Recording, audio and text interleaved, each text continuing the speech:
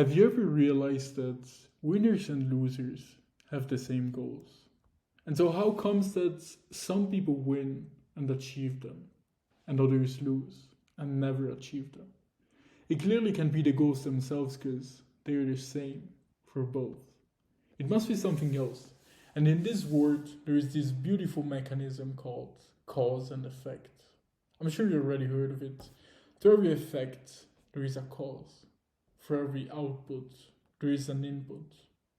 Which means that in order to achieve a specific goal, we need to do specific things. And we need to do these things consistently. I cannot work out once and expect to have a great body. But even if I work out for 10 years, 6 times a week, but eat like shit, I will still not have a nice body. In the same way, I cannot work for a few hours and expect to be a millionaire. But even if I work for my whole life, but keep wasting my money on useless things, I will still not be a millionaire. We need to consistently do the right actions and probably more importantly, eliminate detrimental actions. And actions that we do consistently are called habits. In the previous video, I've covered how to discover your life goal and how to determine which actions or habits you need to implement in order to achieve your goals and which ones you need to eliminate to achieve your goals. Make sure you watch that video right after this one because otherwise you might implement the wrong habits or some of the right ones but leave out others, or you might not even know what your goal, what your purpose is. And so just watch that video. I will link it below. In this video, I will explain all the steps to easily create new beneficial habits that bring you closer to your goal and eliminate detrimental habits that are pulling you away from your goal. The habits can be physical things you do or thought patterns, which are at least equally as important. All the steps will work for both, and I will include examples and techniques to make it even more clear and easy. There are basically 4 principles for creating new habits, and to eliminate bad habits, we just need to reverse them. The principles are: make it obvious, make it invisible, make it attractive and make it unattractive, make it easy and make it difficult, and make it satisfying and make it unsatisfying. Now, if you're watching this video for entertainment, don't move a finger, don't worry. But if you want this video to help you, if you're serious about achieving your goals and your dream life, take out a pen and paper, or even better, your computer. And whilst I guide you through the steps, you can copy the bullet points from the description and you can add your own things whilst we go over them. The first principle, make it obvious and make it invisible, is all about defining your goals and your habits and make the good ones, clear and visible so that we can ignore them or forget about them, whilst making the bad ones invisible so that we do forget about them and stop doing them. First of all, we need to write down all our current habits. And with all, I really mean all of them. Brushing your teeth, eating your snacks at 4 p.m., lunch, dinner, workout, reading, work, everything. Writing them down on the computer works best because then we need to divide them into beneficial habits and detrimental habits. And once we have done that, we can also add new beneficial habits that we want to implement. Then we want to structure or rearrange our schedule in a way that cuts out the habits we want to eliminate, bad habits, and only leaves room for good habits, the ones we want to keep or implement. To optimize our schedule, we can use 2 techniques that work pretty well. The first one is I will behavior at time in location. And the second one is after current habit, I will new habit. You obviously have to fill in the gaps. For example, someone might wake up, scroll on social media, eat their unhealthy snacks at 4 p.m. and watch Netflix before going to sleep. And so that's horrible, and they want to change their schedule to achieve their goals. And so they write down, as soon as I wake up, I will meditate on my bed. Before eating the snacks at 4 p.m., I will work out. Before going to sleep, I will read. I mean, you get the idea. And in this way, we're implementing new habits and simultaneously cutting out bad ones. At this point, and I just want to clarify, you obviously don't write down a text describing your schedule. You have your list and you write down the time and what you do at that time. And so you have everything well organized, just to be transparent with you. And at this point, it is beneficial to change your environment. We want to make the cues for good habits obvious and visible, whilst making the cues for bad habits invisible, or as invisible as possible.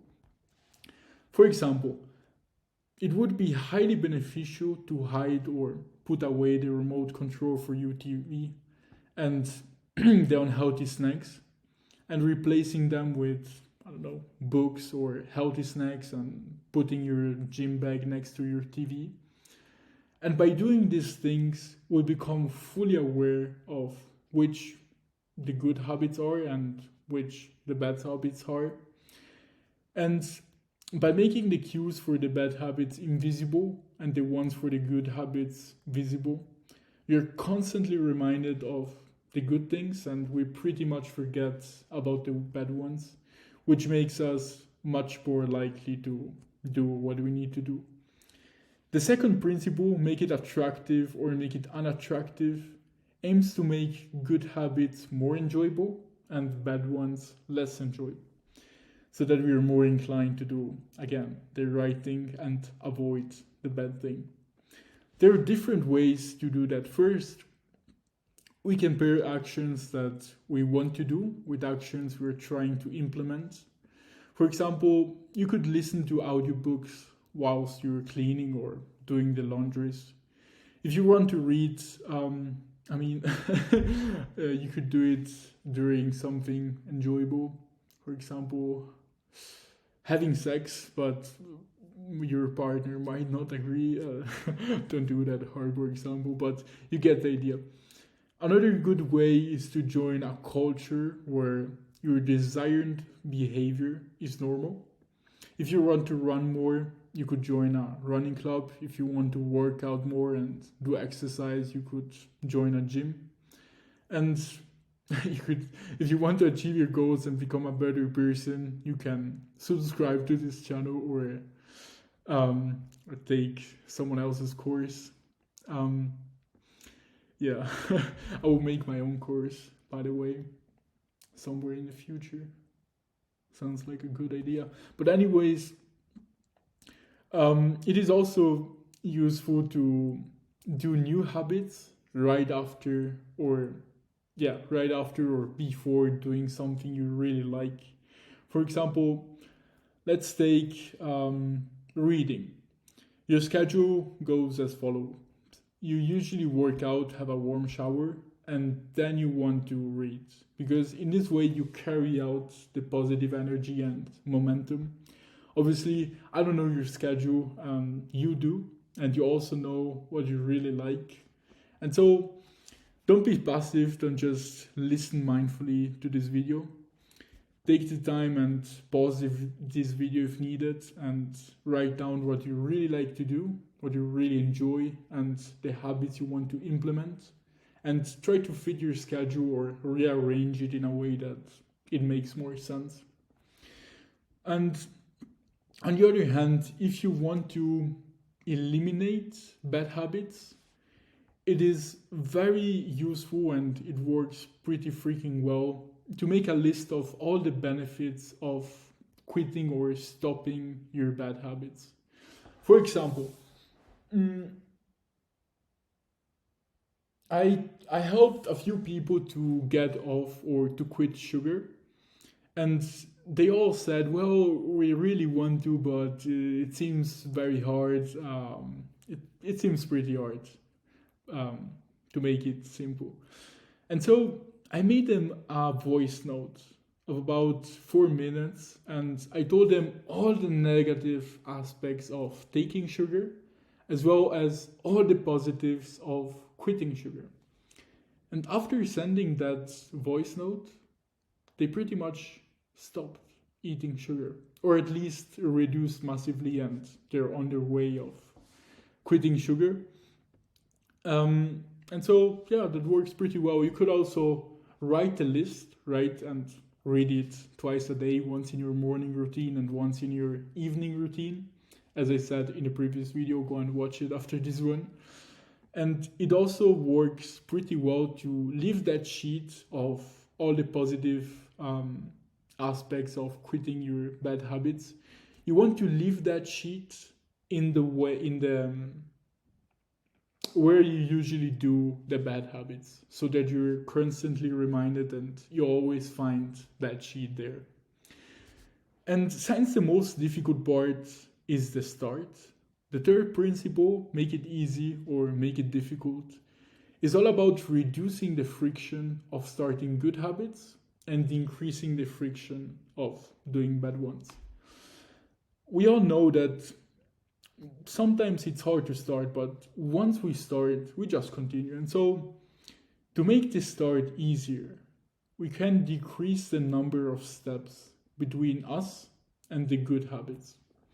Decreasing the steps can be done by eliminating unnecessary steps and by setting up everything in advance. For example, if you're on a diet, just prepare your meals in advance. In this way, everything is already prepared and you just need to eat basically.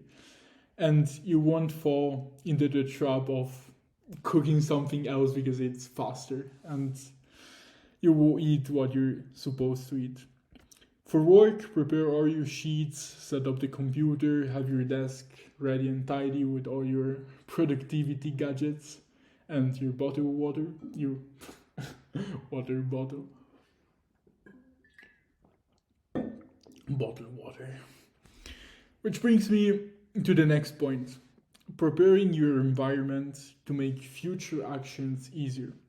As I said, tidying up your desk, already preparing the books on your couch or next to your bed, having the running shoes or your gym bag already prepared, so that the only thing you need to do is start and go. And you will feel way less friction and resistance compared to having to take the clothes, the bag, the headphones, the protein shake, and setting everything up.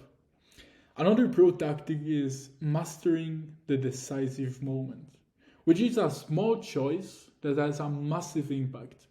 For example, when you buy your groceries for the week, go with the intention of buying only healthy food. You make a little decision once, and for the whole week you will eat 100% healthy. You see the principle, you see the point. And another very good one is throwing away all the unhealthy food and sweets.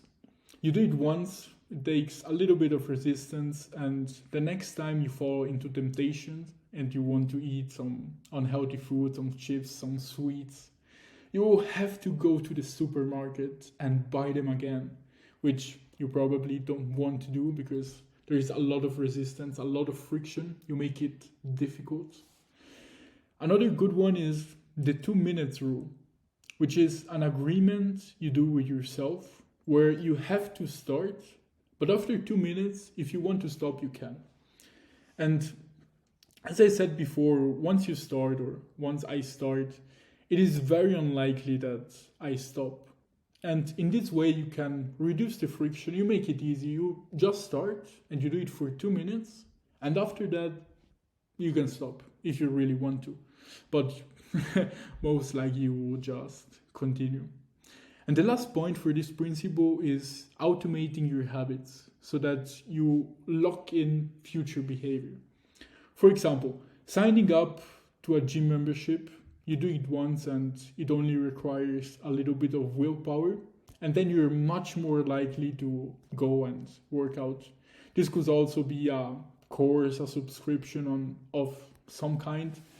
It just needs to be something that you set up once and that kind of forces you to take a path, or it makes it easier to take a path. On the other hand, we want to make the start of bad habits very difficult, and we want to make choices that limit our behavior, our future behavior. Taking, for example, the gym membership again, buy a full year in advance. In this way, you're kind of forced to go pretty much because you're already paid. It makes it difficult to skip because you have paid, you better go. Another good one is deleting your social media and log out from the browser as well. In this way, you're already logged out. You have to download it again, and it's all a lot of friction, and you most likely won't do it. The last principle, make it satisfying or make it unsatisfying, revolves around rewarding good behavior and punishing bad behavior. This leverages the human tendency to avoid pain and seek pleasure. First of all, we want to reward ourselves for doing the good habits. This could be as simple as congratulating yourself, or it could be something like eating a little piece of dark chocolate. It is also good to have a habit tracker. In this way, we can see the progress and we feel pride in our accomplishments, and we don't want to break the streak. It is also important to keep in mind that doing nothing is not as good as doing the right habits, but it's definitely better than doing the bad ones. And so the same thing is true in investing. Yeah. Where it's much more important to avoid losses than it is to make gains. And so, especially in the beginning, reward yourself for not doing the bad habits, because that's the biggest part of success. And it will happen that you miss a habit. That happens to everyone every once in a while. But make sure that you never miss twice in a row. When you miss, don't be hard on yourself, it's part of life, but make sure you get back on track immediately. And lastly, to have additional support, you can find an accountability partner and add additional consequences when you don't stick to your habits or when you do bad ones. For example, every time you miss a habit, you will have to give 10 euros or 20 euros or 50 euros to your accountability partner, or a charity of your choice, or me. I will link my PayPal in the description as well. I'll make a tutorial on how to make easy money. Just be an accountability partner. And yeah, jokes apart, this was everything for today's video. I really hope it was helpful. If it was, like and subscribe, it will massively help me. And as you know, same thing as every video, the channel is new, and so the algorithm will not suggest you any of my future videos unless you subscribe. So if you want, you can subscribe. You can always unsubscribe later. Regardless, much love. I wish you a fantastic rest of the day. Make it count, bro.